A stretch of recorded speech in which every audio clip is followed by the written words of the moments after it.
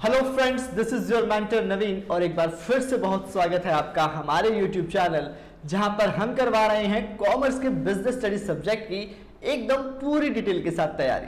दोस्तों, previous video में हमने डिस्कस किया था कि कॉन्सेप्ट क्या है कोऑपरेटिव सोसाइटी का, वो कैसे प्रिंसिपल्स पर काम करती है, उसके फीचर्स क्या हो सकते हैं और कैसे उसमें कैपिटल कंट्रीब्यूशन किया जाता है। इस वीडियो में हम बात करने वाले हैं दोस्तों कि कोऑपरेटिव सोसाइटी के बिजनेस की क्या मेरिट्स और क्या डीमेरिट्स हो सकती हैं, ऐसे क्या लाभ और ऐसी क्या लिमिटेशन सीमाएं हैं जो कोऑपरेटिव सोसाइटी को एक क्राइटेरिया में बांधे रखती हैं। चलिए कोऑपरेटिव सोसाइटी का इवैल्यूएशन करके देखते हैं और पता लगाते हैं कि इनकी क्या मेरिट और क्या डीमेरिट होंगी। इस वीडियो को अंत तक देखिए इस टॉपिक को पूरा डिटेल से समझने के लिए। तो चलिए शुरू करते हैं। दोस्तों, कोऑपरेटिव सोसाइटी एक ऐसा संगठन है जो सहकारिता all for each for all के प्रिंसिपल पर काम करता है। तो ऐसी सोसाइटी की सबसे पहली मेरिट होती है इजी टू फॉर्मेशन। ऐसी सोसाइटियां वॉलंटरी मेंबरशिप पर काम करती हैं, इसलिए ऐसी सोसाइटियों को बनाना बहुत ही इजी होता है। एक सिंपल प्रोसेस के साथ 10 अडल्ट लोग मिलकर के इस कोऑपरेटिव सोसाइटी की फॉर्मेशन कर सकते हैं। इसलिए यह कहा गया है कि कोऑपरेटिव सोसाइटी को बनाना या इसकी फॉर्मेशन करना बहुत ही इजीएस्ट वर्क रहता है।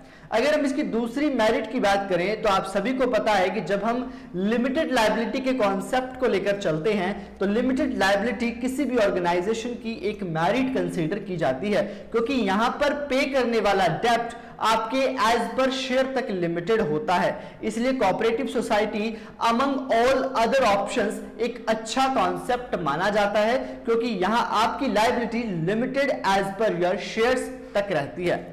तीसरा हमारा जो मेरिट है वो है कॉन्टिन्यूटी।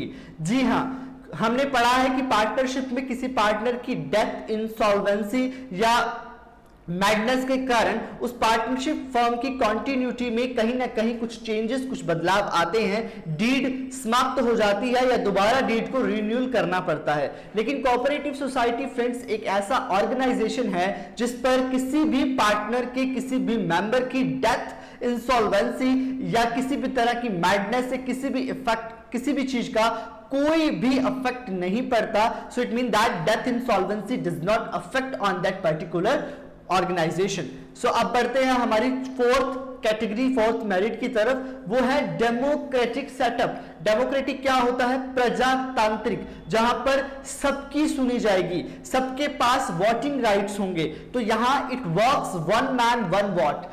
कोऑपरेटिव सोसाइटी के जितने भी मेंबर होंगे उनके पास एक राइट होगा वोटिंग का। तो एक पर्सन के पास एक वोट का राइट होगा, तो इसे एक डेमोक्रेटिक सेटअप कहा गया है। इसके बाद हम लास्ट बात करते हैं मेरिट की, और हमारी जो लास्ट मेरिट है वो है सोशल यूटिलिटी। सामाजिक उपयोगिता क्या है ऐसी ऑर्गेनाइजेशन की? हमने पहले ही डिस्कस कर लिया था कि all of each and each for all, और ये जो कॉन्सेप्ट है वो social justice, mutual cooperation, mutual dependency पर काम करता है। इसका मेन मोटिव सर्विस करना होता है। तो इसके लिए सबसे अच्छा लाभ, इसकी मेरिट यही हो सकती है कि ये सोशल यूटिलिटी को लेकर आता है, ये सोशल जस्टिस को क्रिएट करता है, ये म्यूचुअल कोऑपरेशन को दिखाता है। तो ये थी 1 2 3 4 5 कोऑपरेटिव सोसाइटी की सारी मेरिट्स। बढ़ते हैं इसकी कुछ डीमेरिट्स भी। जब कहीं लाभ होते हैं तो कुछ ड्रॉबैक्स भी सामने आती हैं, तो देखते हैं कि इसकी ड्रॉबैक क्या हो सकती हैं। फ्रेंड्स, हमने बात की थी कि एक कोऑपरेटिव सोसाइटी के एक मेंबर का पर्टिकुलर शेयर डिसाइड होता है।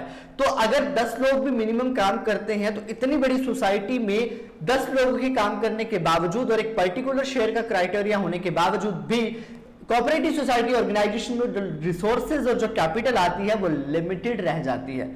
ये एक ऐसा ऑर्गेनाइजेशन है जिसमें एक हद तक पैसा आएगा जरूर, सोलो से इसमें पैसा अच्छा होगा, लेकिन कंपनीज के मुकाबले इसमें पैसा बहुत ही कम होता है। तो एक लिमिटेड कैपिटल की ड्रॉबैक इसमें देखने को मिलती है।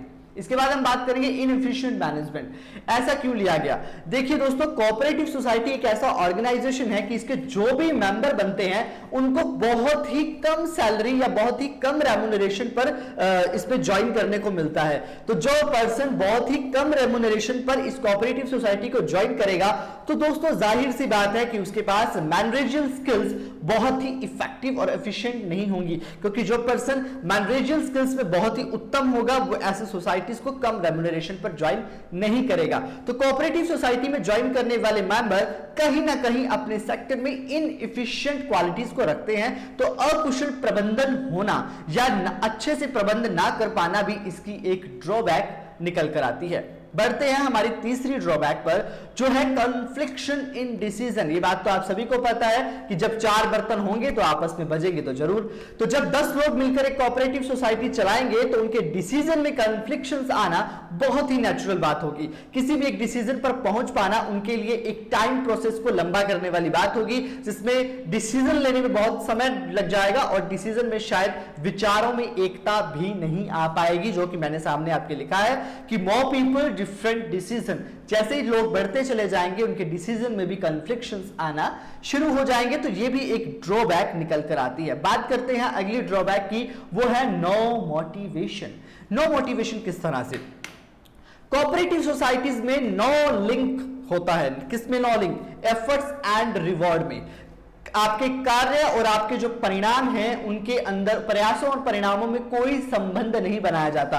आपको जो रेम्यूनरेशन मिलना है, आपको जो तारीफ मिलनी है, प्रशंसा मिलनी है या बदले में जो रिवॉर्ड मिलना है, वो आपके एफर्ट्स के मुकाबले कई अलग तरीके से होता है। इवन एफर्ट्स और रिवॉर्ड का आपस में कोई कनेक्शन नहीं होता और लिंक ना होने की वजह से कर्मचारी या सदस्य मोटिवेट नहीं हो पाता। यदि आपको पता लगेगा कि आपको बेनिफिट्स मिलने वाले हैं, एक्स्ट्रा आपको इंसेंटिव मिलने वाला है, एक्स्ट्रा आपको उसके लिए प्रेज होने वाली है, तो एक मेंबर, एक व्यक्ति काम बढ़ चढ़कर करने की कोशिश करता है, मोटिवेट होता है उससे। जैसे हमें फिनेंशियल और नॉन फिनेंशियल मोटिवेशन की हम बात करते हैं, लेकिन इसमें ऐसा कुछ नहीं होता, इसलिए कोऑपरेटिव सोसाइटी नो मोटिवेशन पर काम करती है। ये भी इसका एक ड्रॉबैक है।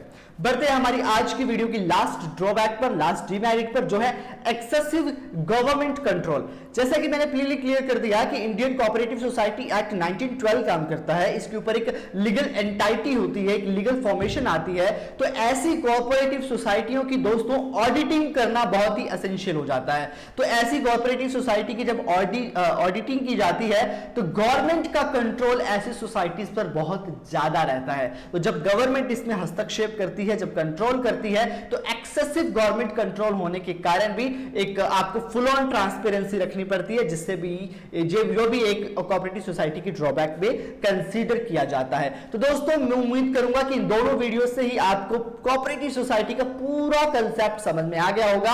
आप इसका क्रिटिकल इवैल्यूएशन भी कर पा रहे होंगे। तो ऐसे ही और वीडियोस के लिए हमारे चैनल को सब्सक्राइब करें, बेल आइकन को जरूर प्रेस करें ताकि हमारी आने वाली अपडेट्स आप तक बहुत जल्दी और सबसे पहले पहुंच पाए। मिलेंगे अगली वीडियो में अगले नए टॉपिक के साथ, तब तक के लिए बने रहिए हमारे साथ। Good bye and take care.